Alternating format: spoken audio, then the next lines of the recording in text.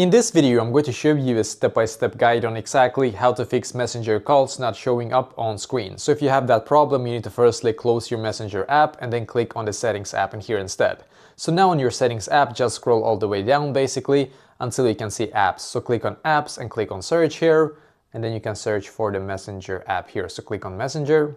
And as you can see, you should now be taken to this page right here. So the problem that you might have why it's not showing up on your screen is because your notification is off for that specific app. So just allow notifications, and then you can see it should be able to allow all of the notifications right here, even if you have a locked screen as an example. So basically that means that if somebody is trying to call you right now, you will get it up on your screen most likely. But if the notification is off, it will most likely not work, obviously, because you're not allowing notifications to come through to your phone. For Messenger, so you will not see when a Messenger call is being delivered to you. So try this, and hopefully this will be able to fix this problem for you as well.